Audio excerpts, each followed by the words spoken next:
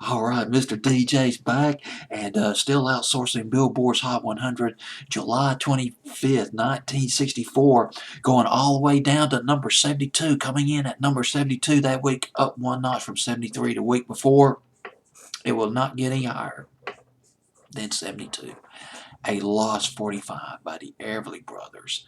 Ferris Wheel. Sounds a little bit different from their previous hits. It sounds, for lack of a better word, modern. It sounds more, it does sound like more of a 60s record than it does a 50s record, but it didn't help them against the British invasion. The Everly Brothers were losing momentum in America. They will continue to have hits in England, ironically, up until 1967 and 68, but here in America, their last top 10 was Old Fashioned Love. That's Old Fashioned, I believe, was the name of the song. And it was originally done by the Chordettes. That particular record, that's Old Fashioned. Man, that was a fantastic record. I could hear it going in my mind right now. The lovely, the scintillating harmonies of the Everly Brothers. That's Old Fashioned, originally done by the Chordettes, but it was not released by the Chordettes. Archie Blair, their label chief, they gave them the record, and they did it. That was in 1962, though. That was our last top 10. Boy, what a run of hits. Considered rock and roll pioneers. It was either Phil or Don who said, we're not Grand Ole Opry. No, they're not that. Not quite.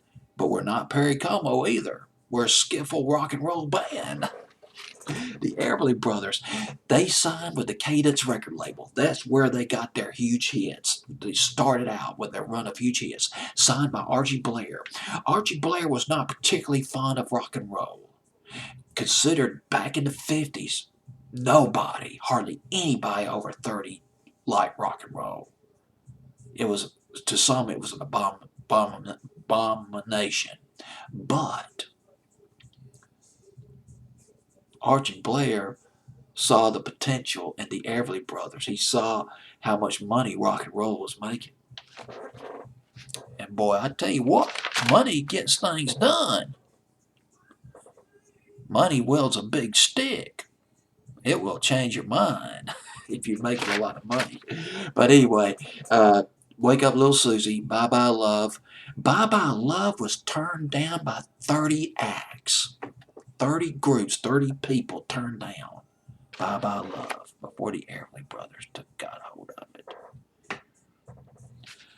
All I Have to Do Is Dream, another hit by the Everly Brothers, Bird Dog. Then they signed a huge deal with Warner Brothers in 1960. They were under a lot of stress now. We're talking major, we're talking big record label. 10-year deal. I forgot the money figure on that, but it was up in the millions, I'm sure.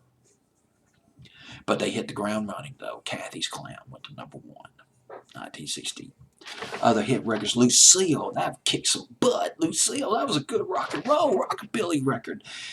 Passionately rendered by the Everly Brothers. So Sad, Walk Right Back, and oh God, yes, Crying in the Rain by the Everly Brothers. Man, 1960, 61, 62, they could do no wrong. Ebony Eyes, another beautiful song by them. One with the spoken part. Maybe it was Phil Everly who did the spoken part, but I'm not sure. But now we get the Ferris wheel, and that's it. It's done for the Everly Brothers here in America. One thing that might not have helped them a lot was that so they wouldn't get drafted, they joined the Marine Corps, the Marine Corps Reserve. That took them out. Took them out of business, sort of, for a couple of years. This was in the early 60s.